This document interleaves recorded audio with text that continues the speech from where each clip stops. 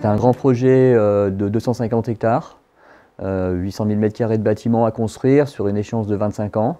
Ce travail, il a consisté à faire en sorte d'anticiper au maximum un maximum de choses pour faire en sorte que le risque sur les chantiers soit les plus faibles que possible. Et donc on a tout de suite regardé comment intégrer la circulation, alors à l'échelle de l'agglomération, à l'échelle de la ville, à l'échelle du projet et jusqu'au PIC, donc le plan d'installation de chantier, de chacune des opérations qui étaient coordonnées les uns avec les autres. Et ça permet de libérer les emprises, de libérer les espaces et de faire en sorte qu'il n'y ait pas de conflit d'usage et donc éviter les problématiques de coordination à l'échelle générale, avant qu'on soit à l'échelle même d'un même projet. De la même façon, on anticipe la position des grues pour faire en sorte que les crues se croisent correctement, que les zones de dépotage ne sont pas en conflit avec d'autres qui sont en zone de travail.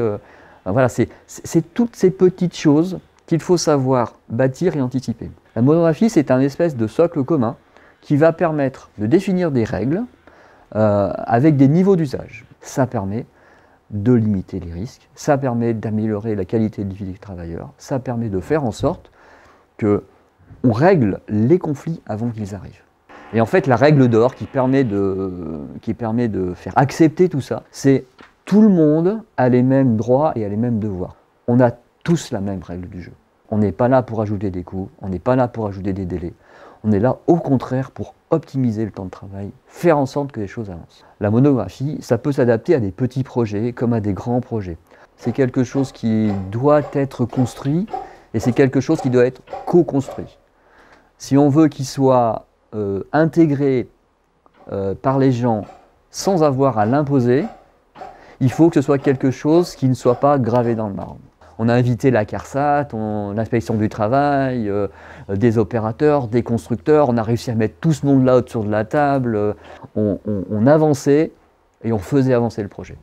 Faire prendre en compte aux maîtres d'ouvrage très tôt, c'est-à-dire en amont de leur opération, en amont de leur APS, en amont de leur projet, la possibilité de réaliser, un peu comme on le fait dans le Lean Construction, des approvisionnements qui résonnent non pas sur l'entrée du chantier, mais sur l'entrée sur le secteur géographique qui permet d'accéder au chantier. Parler d'approvisionnement, par exemple, verticaux et de mettre en place des matériels de déplacement verticaux et de monte-personnes, de monte-matériaux, ça n'a d'efficacité que si on peut réellement approvisionner ces équipements-là, si on peut les installer, si on peut en définir l'implantation, si ça n'est pas en interférence avec une grue à proximité, si la voirie permet d'accéder à l'ouvrage lui-même, si les maîtres d'ouvrage ont la possibilité ou non de dresser un équipement avec une continuité de distribution horizontale sur leur chantier, et puis aussi de permettre les stockages temporaires.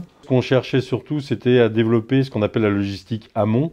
Et cette logistique amont, c'est en fait réfléchir comment on va approvisionner les chantiers à l'aide de plusieurs camions sans les faire passer dans la totalité de la ZAC. Tout ce qui était logistique aval, c'était de dire voilà, comment on approvisionne les chantiers, comment on va arriver jusqu'au chantier, c'est-à-dire avoir une voirie qui était complètement correcte et de permettre d'arriver jusqu'au pied du bâtiment. L'objet principal de la CARSAT, c'est principalement de les inciter à travailler sur la mise en commun de moyens dès la conception afin d'intégrer dans les pièces marché tout ce qui va être en lien avec les protections collectives, les manutentions manuelles, les installations de chantier, les interventions ultérieures.